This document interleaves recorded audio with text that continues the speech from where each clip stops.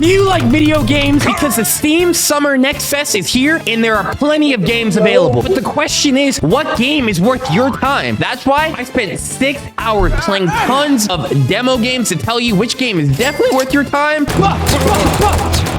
and which game definitely isn't. Bro, what do guns do in this game? Me and my boy Sean decided to start with some multiplayer games, and let's just see where we go from there. It's a weeb game for weebs like us, Sean. Throw me into your kind. Our first game was AsuraJang, and let me just say, I really love the premise of this game. A top-down anime battle royale, and that sounded really interesting to me. I'm a sucker for games with anime aesthetics, so this one definitely caught my eye. Going into the game, the tutorial was actually pretty simple, especially for someone like me who skips all the cutscenes in games. Just being able to learn the mechanics and then have the option to do advanced tutorials or just get right into a game was amazing to me. Damn! The combat responsive, buttery smooth, and I liked it. Oh my god, yeah! All right, yeah. Oh. I don't know what the hell I just did, but I did it. Even though battle royales are a dime a dozen these days, the fact that AsuraJang was able to take a creative take on the concept was super fun. But even when trying out the different characters, the way that every character played unique and differently was so cool. No two characters felt the same, and I was really excited to try them out. If I could have. Dude, the character design is cool, and the combat is actually feels responsive. I just wish we could have found a game.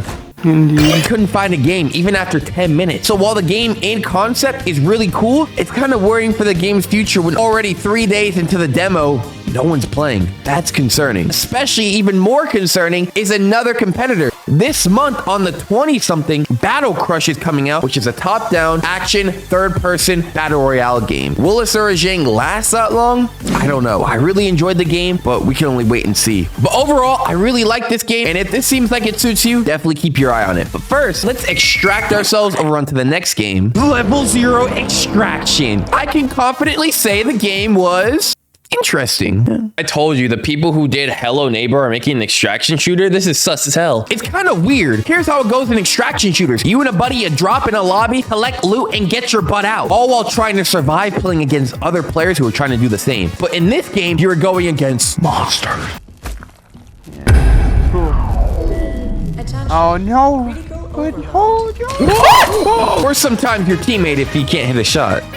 Shit! Shoot!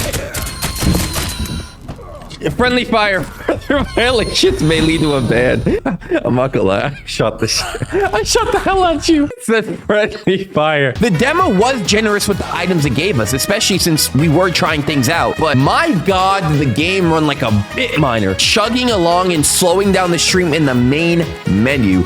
God, it was awful. Wow, okay, well this game is not really well optimized. I can tell you that much. It's using 97% of my GPU. Are you serious? But besides the evolve-like mechanics, the rest of the game is pretty run-of-the-mill. You drop into a lobby, you collect crafting materials to craft better guns or gear, and if you die in the lobby, you lose everything. Standard stuff. And besides other players to worry about, it's really just NPCs, which really shouldn't be giving you any trouble to begin with. Wait, did I just die to a normal-ass MP? And overall, you have a pretty interesting take on a familiar formula. But how will the monster versus human format go long-term? I don't really know. But if there's anything we could take from Evolve or Dead by Daylight, any of these survivor versus killer games, it's gonna be toxic as hell. But that's enough shooting at monsters for now. Let's hop on over to an arena shooter and play against other players. All right, let's try a Blitz arena next. Error joining. Hold up. Joining was spelled wrong. It was spelled with 2 N's. There it is again. Where do I even begin? For starters, the matchmaking doesn't work. The gunplay is clunky. You can only do bot lobbies. Yeah, but this game's multiplayer doesn't work, so let's head on to a different game whose multiplayer might actually work this time. It's a high-quality gameplay we come here for, bro. Are you not noticing something about the mouse sensitivity? What? Is it us? Is it us? Oh, my favorite section is the key binding section. MVM, and I'm guessing that stands for Mage versus Machine. So for starters, me and my boy Sean were able to get into a game. Hooray! Okay. Oh my, this game looks so bad and the sense is awful. Oh man, there's motion blur. That's not good. Both teams have the same weapons, they just have different looks to them. So you can keep both sides balanced while having different creative looks to it, which is interesting. But the game is just really, really unpolished. Yeah, I don't even know what to say. It just look. Get shit on. Ah! The UI disappears. Yeah. The audio disappears. It's just two ball jumping boss babies. I can only imagine a full lobby of these little boss babies flying around trying to snipe each other out there. But enough! That's enough. After all these scuffed games, with the exception of a few, I'm finally ready to step it up a notch in the quality. Let's take a look at a game that I was looking forward to that might actually be enjoyable. Oh! No! I'm dead. You got it. You're better. No, I don't. If you enjoy Hades 1 and 2, you'll feel right at home with Sworn. This game has a lot of similar mechanics, and even the aesthetics in a lot of ways are really similar. But have you ever been playing Hades, been like, oh man, this is so enjoyable right now, but I wish I could play with my friends? Now you can. Sworn is a co-op game where you could play with 1 to 3 other players, up to 4 players in total. And so, me and my boy hopped on, and it was so skibbity game. That thing literally There are 4 distinct classes that all feel unique and interesting to play. I tried the sword fighter in the mage class, and my boy Sean tried the tank in the monk class. And every class looked and played unique. Oh yeah, fire beam baby. Oh yeah. And although our play styles of our characters were different, they were all able to complement each other, which I really liked. Oh god, that's a lot of damage. Nice. But overall, the game was incredibly polished, and I didn't run into any bugs or hiccups for the most part. What the hell? Okay, I'm dead. This one was just a very polished game, and if you love roguelikes, especially are a big fan of Hades 1 and 2, and it was your dream all along to pick up a controller with a friend, now's your time. All right, now that some of you have sworn onto your wish list, let's check out another action RPG, Knights of HINTERBURG. Now, let me be honest, I really wanted to like this game. I wanted to, but I didn't really. The combat felt like it had a slight delay. Ooh. That's actually really cool. Ooh, I really like that. Yeah, run for your life, little buddy. The art style just rubbed me the wrong way. I don't know, some of the art style just seems really uncanny to me. And for the love of God, I had no idea where I was supposed to go in the quest. Where am I supposed to go? What do I do next? Now, I don't want to poo on the game and be unfair to it. I definitely feel like there's more here, especially with mechanics that I haven't learned yet. Where do you want to go today? Ooh. So this is like Persona where days actually matter, but with an action combat system. I'm vibing with this. But the game really didn't hold on to my attention much. I'm not going to say the game's good or bad, and I had a lot of games to review in this 6 hours, so I'll just leave this game as a meh. Next, you're going to make up a concoction. You throw in Doom and Doom Eternal, the speed-running bliss of Neon White, and a funky soundtrack to just tie it in together. Theo, I made me. That's what it's gotta be.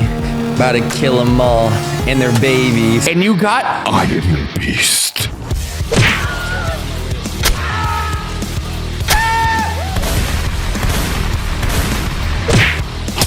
Wow.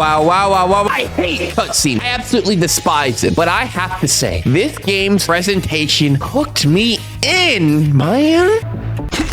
I didn't feel a thing. Damn, kicked his head off. Oh my god. I'm what the COI made me. And I'm not going back. And that's the hook. That's how you do a hook for a game. It just got my attention, and it Especially with the way the narrator just talked in the mic. I'm gonna kill you. I'm going to use your guns and your tech to kill every agent you sent into this forest. sent chills down my spine. I felt like I was the one being threatened. There's hidden depth to the game as you learn to pass stages more and more quickly. Is that not an explosive canister? No, that's definitely an explosive canister. So it is an explosive barrel. As different enemies come out with more advanced weaponry, you can kill an enemy and take their gun, lighting up the whole place. Oh, shit. Talking mushrooms, they have armor. Honestly, the game was a lot of fun. And even if this doesn't look like your type of game, I would definitely just try it out for the experience alone. Heck, the demo is free. And if not for the gameplay, just the vibey soundtrack. Oh my God.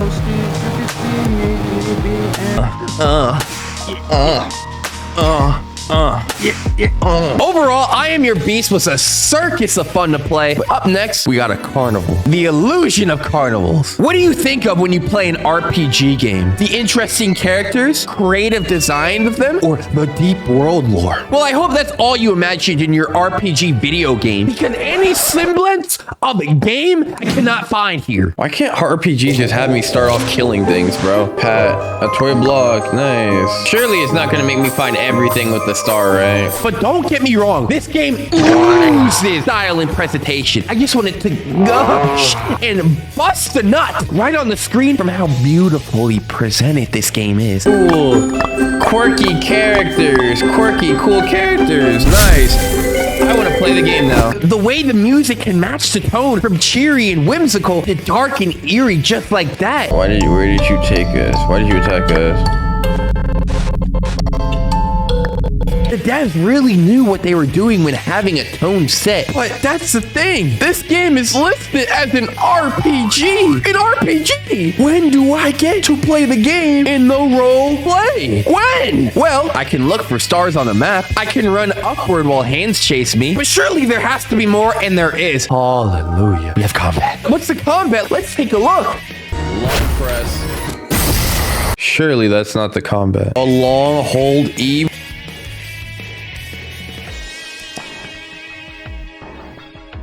Press down E and release. Press down E and release. Oh, what's this acceptable to? Next game. Kill Knight. All the mechanics complement one another, and god dang does it feel good. You have infinite pistol ammo. You do some melee kills for shotgun ammo, pistol kills for rocket launcher ammo, and rocket launcher kills for more health. Everything is like a cycle where you have to decide which abilities to use and which ones to save for later. And bam. Give me help. Give me help. Dude, literally just as I do it. And to make it even better, there are different variations of each weapon that you can unlock as you progress through the game. And my personal favorite was the shotgun variation of the pistols. Zooey mama, did those feel good to play. Getting a perfect reload and just die on all the enemies around you was so based, baby. And bam. Ooh. This game makes me want to have like an electric guitar in my hand and I can't even play it. There's not much to say on this game. It's basically a horde shooter where enemies are trying to kill you. It's simple, but it's simple executed in a super polished way. So I think there's really no harm in trying out the demo if you haven't already. You might like it, you might not, but hey, it's a win either way. But for the next game, I'm gonna need you to step back for a second, all right? Because I'm gonna need you to let me go. Hey! Yeah, the main menu is pretty much the most interesting part of the game. If you played Vampire Survivors or any other game like that where you have to survive a swarm of enemies, you can level up in between stages. It's basically like that with the food aesthetic. Pretty run-of-the-mill. It's all right. I might check out that soundtrack later, though. But even though that game already lost my attention, let's move it along to the next game, Lost Survivors 2. Already at the customization menu, this game blew my mind. This game doesn't even need to have this much customization for what it is. It has a better customization system than Destiny 2. Let that soak in. It kind of reminds me of Castle Crashers, but while it doesn't have the same ways to combo enemies, there's a whole plethora of different weapons and armors you can swap to on the fly in battle, making it very interesting to play. Wait, can I switch weapons on the fly? Bam! Okay, that's really cool. But I feel like the biggest drawback for me in this game was the lack of a dodge button. I know it's something really small, but for me, the lack of a dodge button kind of makes the game feel cheaper, clunkier, mobile-esque, as someone in my stream chat described it best. I did like the game, and I know that sounds like a big insult for such a small mistake, but if you mess something small up once, you don't want to mess something small up twice. That's why the next game on the list is Once Human. The game sucks! It's bad. I don't like it. So before I even got in this game, Nettie's hit me with that sweet privacy policy, because you know you got to take your customers' data. 79 things of the privacy policy. But once I got into the actual game itself, I was surprised by the customization system. Destiny 2 taking another L, because my god, you could do a lot with this customization. But once I was done with the customization, I was thrown right into the game, and the combat, it was all right. Clunky ass gameplay. What the hell? And let me just back it up by saying there are two different types of lobbies for the game. The PvE server and the PvP server. Me, having no fear, chose the PvP server. And after skipping through a lot of the story where the characters are just yapping, I finally got to the part that made me realize I don't want to play this game. Mine stone barehanded to acquire gravel? Dude, am I playing Minecraft? What is this? No, this can't be real. No, I'm not doing this.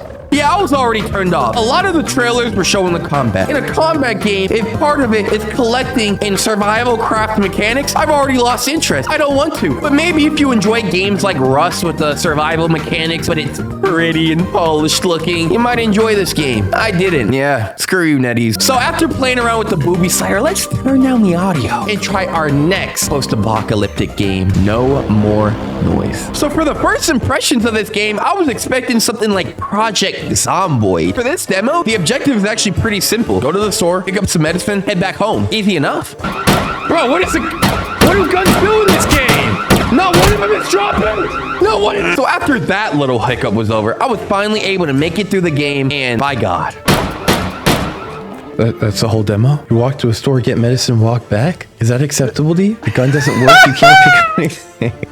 I don't know what else to say after what I just showed you. Finally, I was able to get the gun working and, Wait, the bullets weren't coming out before. Sadly, this game did not have the magic to capture my attention, but maybe I should attend wizarding school because the next game on our list is Wizards of Legends 2. Right away, it throws me right into the action. X Fireball. Y Ice. Okay. To those of legend. Ooh, this is what I want. Just throw me right in the action from the get-go. Show me the controls. Thank you. I love when games do that. Do not give me cutscenes or stupid tutorials. This game explained the way combat worked while running me through a trial as if I was a wizard student. I learned the mechanics while I play the game. And let me just say, the gameplay felt nice. But unfortunately, I died. No hit run, no hit run, no hit run. I was surprised to see that when I revived, I had 3 different options of wizards to choose from, each with different passes that can affect your playstyle going into the next run. Yeah, and to add even more depth into that, you can mix and match spells. For me, I wanted to be like Bruce Lee with the melee, wind hand-to-hand combat style. And while I don't think it was at all optimal, oh my God, was it fun. I definitely don't think this is as efficient, but I definitely think it's more fun. Because it's harder to recognize when he's winding up an ability when I'm doing melee build. If you're really a big fan of magics and wizards and magic classes in video games, and you enjoy roguelike games or rogue games, then I would definitely keep your eye out for this game's full release because it felt really polished. But now are the final 2 games on this list. My 2 favorite games. My God, I had so much fun with these. But before I go into the next game, I have a question for you. Oh, brother! What if Pokemon was Chinese? Yaoling Journey. So this game's aesthetic was gorgeous. The music and the vibe, the flowing art style. Heck, I even got to make my broccoli-headed MC. And then it was time to pick a starter. Ooh, kill him. Ooh, kill him. Starter. Ooh, kill him. It's like Pokemon, I get to choose a pet. And already I was excited on how this game would play until I saw the combat and I was a little let down. What the hell is this? Dang, it's just an auto battler. But wait. I said this was one of my favorite games. That's because there was more to it. There's different variations of monsters with different passives or skills that make them vary in playstyle drastically. What the hell? Lose 2% max HP per second, gain 4. What the hell? She deals less damage and she's an idiot. And even how you can use talismans or different things to manage your team to add more depth to combat. Yes, it's auto, but the fact that you had like a little military army and you could just manage them with different talismans, catch one, have a stun or a poison or a heal, or fill up its mana gauge so it could use its special faster. It was very simple, but definitely had added depth, and I really enjoyed it. And of the 6 hours I played, I might have spent the most time on this game. But sadly, I didn't want to put any more time into it because the progress from the demo does not transfer to the full game, and I want to experience most, if not all, of what the game has to offer on release for the first time. This definitely isn't a game for everyone, but if you're looking for a chill Pokemon-esque like game that is something that you can min-max for a God Row Yaoling, Ignores armor? Dude, you're on the team. Welcome. or just a straight up disappointment, She's an idiot. then maybe you'll like this game, and I'd say give it a try. But this game was an offline game. But what if you were to play a pay-to-win online game that's actually offline, but you're able to use your in-game character's real-life money? If that doesn't make any sense, welcome to online Chinese game. Yeah, it's a really, really weird concept, but I was high-key vibing with it. Already from the start, as someone who hates cutscenes, I was pulled in, and I didn't even understand a word of what they were saying.